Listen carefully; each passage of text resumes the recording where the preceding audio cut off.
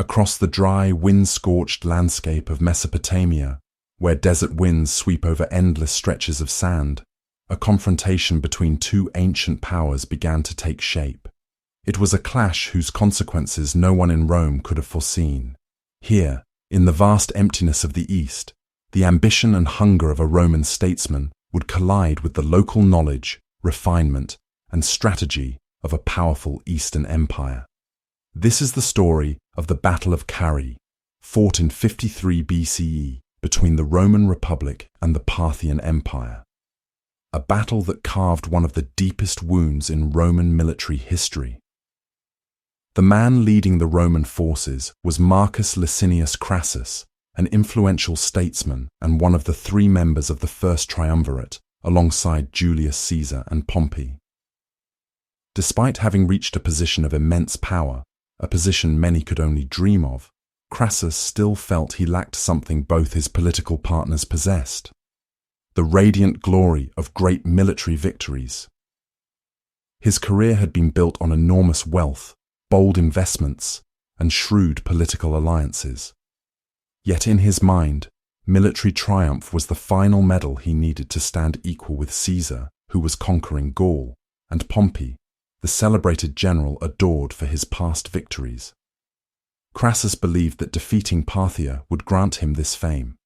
He assumed the Parthians were similar to the Eastern powers Rome had already crushed: Pontus, Armenia, and other smaller kingdoms. He thought they were weaker, less organized, and that a swift campaign would be enough to extend Roman territory eastward. But Parthia was not the kind of land Rome had grown accustomed to facing.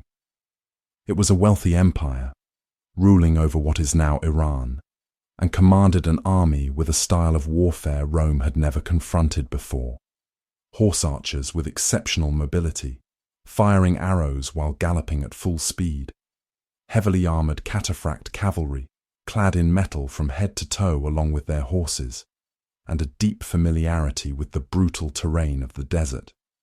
Yet Crassus marched forward. Upon arriving in Syria, he received support from King Artavasdes of Armenia, about 6,000 cavalry, and advice urging him to take the safer northern route through Armenia, avoiding the blistering Mesopotamian desert. Artavasdes even offered more reinforcements if Crassus chose that route, but Crassus refused. He believed that crossing the desert would allow him to strike straight into the Parthian heartland and seize their major cities before they had time to react. This decision was driven not just by strategy, but by his unwavering belief that Parthia posed little threat. Meanwhile, on the other side of the desert, King Orodes II of Parthia recognized the danger approaching. He divided his forces. One army marched north to punish Armenia for allying with Rome, and the second, an all-cavalry force under Sparbod Surena, was tasked with stopping Crassus. Surena was no ordinary commander. He was young, wealthy, and among the most powerful nobles in Parthia. Though his force numbered only about 10,000, far fewer than Crassus's 43,000, his troops were elite: heavily armored cataphracts, expert horse archers, and a caravan of camels carrying thousands of arrow bundles for constant resupply. Ancient writers describe Surena as a man of elegance and intelligence, yet formidable on the battlefield. His initial objective was not to defeat Crassus outright, but to harass him, delay him, and exploit his mistakes. But when the Roman general marched deeper toward Carrhae, events began unfolding in ways neither side had expected. After rejecting the safer route through Armenia, Crassus led his 43,000 troops straight into the Mesopotamian desert. He believed that with a rapid advance, he could seize the wealthy eastern cities and force Parthia into submission. To Crassus, the campaign seemed like a simple, direct path toward the military glory he had long desired. But the desert greeted the Romans not with opportunity, but with hardship. Hot winds struck their faces. Sand seeped into armor, coarse and scorching. Water supplies dwindled quickly. The heavily equipped infantry trudged through harsh terrain, each step more exhausting than the last. The Parthians, far more familiar with this land, did not rush into open battle. Instead, they shadowed the Roman march, watching every movement, every moment of fatigue, every misstep. They knew this desert better than anyone, and they understood that time itself was on their side. Then, the first warning appeared. From afar, against the shimmering sands, small groups of Parthian horsemen emerged. They did not come to clash directly, but to release probing volleys of arrows from a safe distance. Moments later, they vanished, swallowed again by the desert haze. Though these skirmishes caused little physical harm, they delivered a clear message. The Romans were being watched, and their enemy was in no hurry. As these hit-and-run attacks continued day after day, Crassus met with his commanders. Gaius Cassius Longinus, his most experienced officer, advised deploying the army in the traditional Roman formation: infantry in the center, cavalry protecting the flanks. This formation had brought Rome countless victories. Crassus initially agreed, but soon changed his mind. He ordered the troops to form a hollow square, each side composed of 12 tightly packed cohorts. He believed this shape would prevent any attempt by the Parthians to encircle or strike from behind, something he greatly feared. But the cost of this formation was mobility, and in unfamiliar territory, flexibility was crucial. The massive, slow-moving Roman square became an ideal target for Parthia's swift cavalry. While the Romans were still adjusting their formation, Surena's scouts observed everything. From distant dunes, under the blazing sun, Parthian riders studied the Roman movements. To them, the heavy Roman infantry looked like they were marching into an invisible trap. Crassus, meanwhile, believed he was in control. He assumed that once the Parthians exhausted their arrows, the Romans could counterattack and crush them. But the Parthians did not lack arrows. Behind the horse archers marched camels loaded with thousands of arrow bundles, enough to keep the skies dark for hours. Surena knew he only needed to maintain distance, shoot relentlessly, and let the weight of Roman armor and fatigue do the rest. As the Roman army approached the region of Carrhae, a small town near the eastern frontier, Surena completed his preparations. He knew the Romans were exhausted. He knew they did not understand the landscape, and he knew the time for the real battle had arrived. Crassus, however, remained unaware that he was leading his entire army straight into a carefully laid trap, one that would soon snap shut. As the Roman army moved closer to the area around Carrhae, they had no idea that Parthian forces had been trailing them for days. From low dunes, from shimmering horizons, Parthian cavalry observed their every step, every direction the Romans turned, every halt they made, every sign of fatigue. Surena's men noted all of it. By the time the two sides neared an open plain, Surena was ready. At his command, Parthian horse archers began spreading outward like flowing streams, circling gently around the massive Roman formation. In the center, rows of armored cataphracts stood still under the harsh desert sun, their metal armor gleaming like statues forged for war. The Romans tightened their hollow square formation. Shields were lifted higher than usual. The soldiers sensed an unusual silence from the enemy, a silence so tense it felt like a bowstring pulled to its limit. Then Surena gave the order. The Parthian war trumpet sounded, sharp and brief. Instantly, the cataphracts charged. Even from afar, the ground trembled beneath the thunder of their horses. Their long lances pointed straight at the Roman ranks, appearing like a steel wall rushing forward. Roman infantry braced themselves, confident this would be a direct clash. Close combat was where Rome excelled, but Surena had no intention of wasting his armored cavalry in a head-on collision. Just before striking the Roman line, the cataphracts swerved gracefully to the sides. They split apart, revealing a wide open space directly in front of the Roman square. And then, the first storm of arrows fell. Thousands of arrows darkened the sky. Parthian horse archers rode in wide circles, always moving, never still. They fired as they galloped, then shifted direction, then fired again. Some rushed forward to close range before turning away at full speed. Others shot from afar while maintaining perfect distance. Roman shields shuddered under the impact. Many arrows bounced off armor, but some found the joints between plates, the gaps between shields, or the exposed limbs of weary soldiers. In the center of the square, Crassus struggled to see through the thick rain of arrows. He could hear the constant rattle of iron striking wood and the cries of wounded men who could not escape the barrage. Despite the chaos, Crassus still believed this assault would end soon. He assumed the Parthians, like other Eastern archers, would eventually run out of arrows. But he was gravely mistaken. Right behind the horse archers, a long line of camels marched steadily, each carrying enormous bundles of arrows. Whenever a rider emptied his quiver, he simply galloped past a camel, grabbed fresh bundles, and resumed the attack without pause. The barrage did not stop, not even for a moment. Meanwhile, the Roman infantry, heavy, armored, exhausted, could not chase or engage the fast-moving cavalry. Whenever they attempted to break formation and pursue, the Parthians instantly withdrew out of Pila range. When the Romans returned to formation, they became targets again. The Roman square gradually turned into a massive iron cage, surrounded, suffocating, struck from all sides. From a distant vantage point, Surena watched calmly. He knew time favored him. There was no need to rush. Crassus, however, still clung to hope.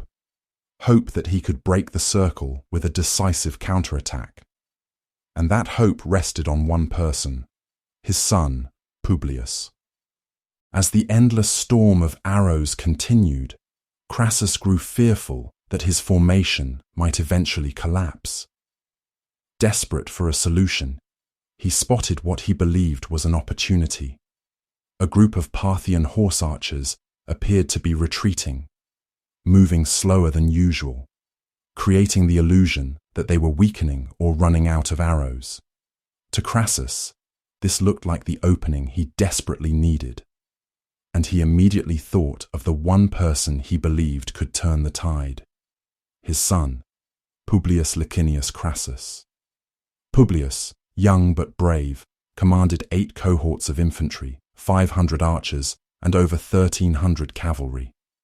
Many of these cavalrymen were Gauls, fierce warriors known for their bold charges and fearlessness.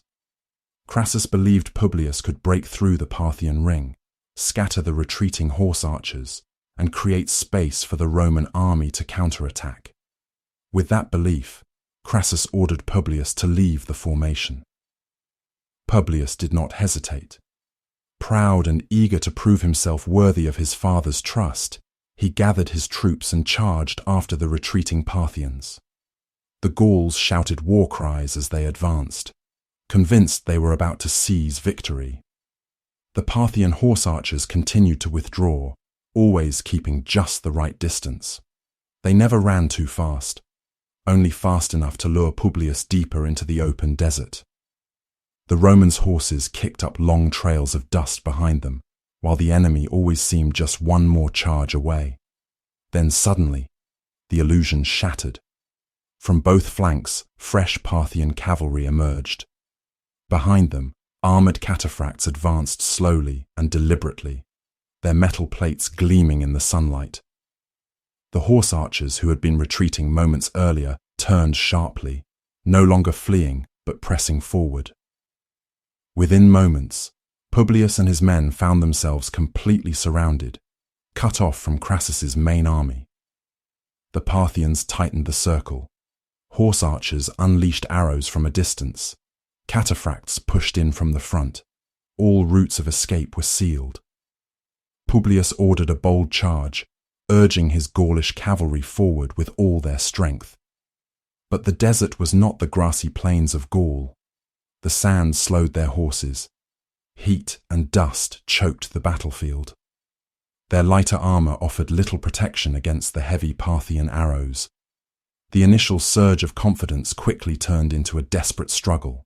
Overwhelmed, Publius led his men to a small rise, a low hill, to form a defensive position. From that height, he hoped to shield his troops from some of the arrow fire and gain a fighting advantage. But the very slope he relied on turned against them. The incline exposed those standing behind the front line. Every volley of Parthian arrows sailed over the shields of the first ranks and struck the soldiers positioned just a few steps above. The hill, instead of offering safety, became a killing ground. Roman soldiers fought hard, but their losses mounted rapidly. The Gauls held their positions bravely, many fighting to the last before being cut down by charging cataphracts. Despite their courage, they could not break the steel ring tightening around them. Publius, heavily wounded and realizing escape was impossible, made a final choice. Refusing to be captured and paraded as a trophy, he and his surviving officers took their own lives there on the hill, choosing death over disgrace. Of the entire force, only about 500 were taken prisoner. The rest fell where they stood. The Parthians gathered their spoils of war, and among them was the severed head of Publius. As Surena ordered it placed on a spear and taken back toward the Roman lines, a greater tragedy was still waiting to unfold. For Crassus had not yet learned the fate of his son, and soon that knowledge would shatter the last strength left in the Roman ranks.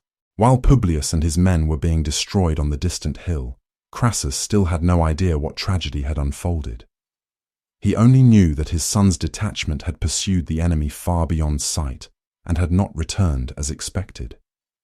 Worry crept across his face, but he continued to hope that Publius was still pressing the attack. The truth approached in the most horrific form. From across the dusty horizon, a group of Parthian riders advanced slowly. The desert wind blew against their long spears, and at the tip of the leading spear, something swung under the harsh sunlight. It was Publius's severed head. The Roman soldiers nearest the site fell silent. Some collapsed to the ground, not from wounds, but from sheer despair. The image travelled through the ranks like a wave of grief and terror. Crassus, father, commander, and the man who had sent his own son into the trap, stared at the gruesome sight. Ancient writers describe him as frozen in shock, unable to speak, unable to breathe, struck down by a pain far deeper than any battlefield wound. Surena, fully aware of human psychology, had chosen this exact moment for maximum impact. His cavalry approached just close enough to display the trophy of Publius's death, shouting triumphantly to break whatever morale the Romans had left. There was no longer any doubt. The Roman counterattack had failed completely. Inside the Roman square, fear thickened the air. Some tried to stay composed, but most understood the truth. The situation was slipping beyond salvation. Then the second storm of arrows began. Parthian horse archers, constantly resupplied by the camels behind them, resumed firing, faster, heavier, and more relentless than before. Arrows rained from every direction. Shields rattled with violent impacts. Every gap in armor became a deadly target. Fatigue now overwhelmed the Roman infantry. They could no longer hold their rigid formation. Many could barely keep their arms raised to lift their shields. Others collapsed where they stood. Seeing the formation weakened, Surena unleashed the decisive blow. His armored cataphracts surged forward. They targeted the weakened sections, the spots where shields had fallen, where soldiers had broken ranks, where exhaustion had carved openings. The charge of the cataphracts was like steel crashing against bone. Their heavy lances tore through weakened defences. Horses slammed into the disordered infantry. Metal clashed, shields splintered, cries filled the air. Roman infantry, normally unmatched in close combat, were now fighting after hours of exhaustion, dehydration, and constant bombardment. They had no cavalry strong enough to counter the cataphracts. Their discipline, once their greatest strength, was shattered. With every charge, another section of the square crumbled. As the Romans compressed inward to avoid the cavalry, they became even easier targets for the horse archers circling around them. As daylight faded and dusk merged with desert dust, the Roman formation finally collapsed completely. Disorganized groups tried to flee. Others threw down their weapons in despair. Some continued fighting, but without coordination or hope. Parthian riders chased them long into the night. The Romans had no rest, no refuge, no chance to regroup. Only when darkness fully swallowed the battlefield did the attack finally stop. What remained was a plain filled with wounded men, fallen shields, broken spears, and the shattered spirit of a once mighty army. That night, Crassus was no longer the confident general of the morning. He now stood over an army devastated in body and spirit, surrounded by an enemy who understood him far better than he understood them. The retreat toward Carrhae, and the tragedies awaiting them, had only just begun.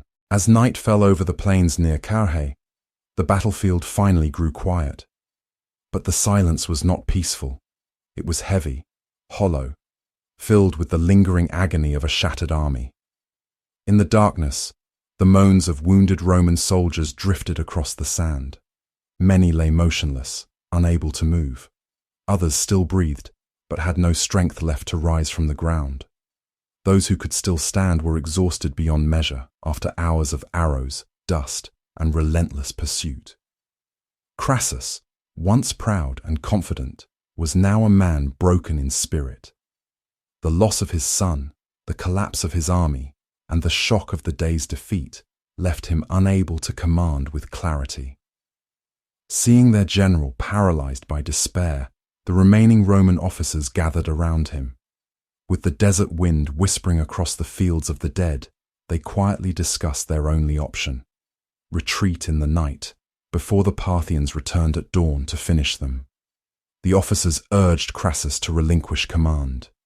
He resisted at first, but his willpower was gone. At last, crushed by grief and the revolt brewing among his soldiers, he agreed. Under the cover of darkness, the remnants of the Roman army began their retreat toward Carrhae. There was no order, no formation, only weary, frightened men trying to escape annihilation. But not all could join them. Around 4,000 severely wounded Romans were left behind, men too injured to walk or be carried. They begged their comrades not to leave them, but the survivors had no strength and no means to move them. In the dark, with Parthian cavalry capable of appearing at any moment, the army pressed onward. When dawn broke, the Parthians returned to the battlefield. They found the wounded lying where they had fallen, and without resistance, without mercy, they killed them all. Not with anger or cruelty, but with the cold efficiency of men finishing a day's work. With the morning sun rising over the blood-stained sand, Surena sent envoys to Carrhae. They carried a message. Crassus should come and negotiate for the safe withdrawal of his army. To the exhausted Romans, these terms sounded like salvation. But Crassus did not trust the offer. He hesitated, fearing it was a trick. The soldiers, however, were on the edge of mutiny. They believed that if Crassus refused, they would all be slaughtered. Shouting, threatening, and desperate, they forced him to agree. Crassus reluctantly left the safety of Carrhae to meet Surena. According to ancient accounts, the meeting took place on open ground. When the two sides approached each other, confusion suddenly erupted. Some say Parthians grabbed Crassus's reins to drag him forward. Others say Roman soldiers misunderstood a gesture and drew their weapons too quickly.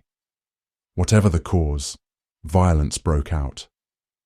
In the chaos, Crassus and his officers were killed. Thus ended the life of Marcus Licinius Crassus, not on a grand battlefield, not in a glorious duel, but in a confused struggle far from home. The Parthians, viewing Crassus as the embodiment of Roman greed, are said to have performed a symbolic act.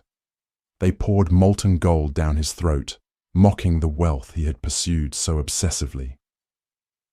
Meanwhile, the Roman survivors fled Carrhae in panic. Most were hunted down and killed. Others were captured and taken into Parthian territory as prisoners, living reminders of the greatest humiliation Rome had suffered in generations.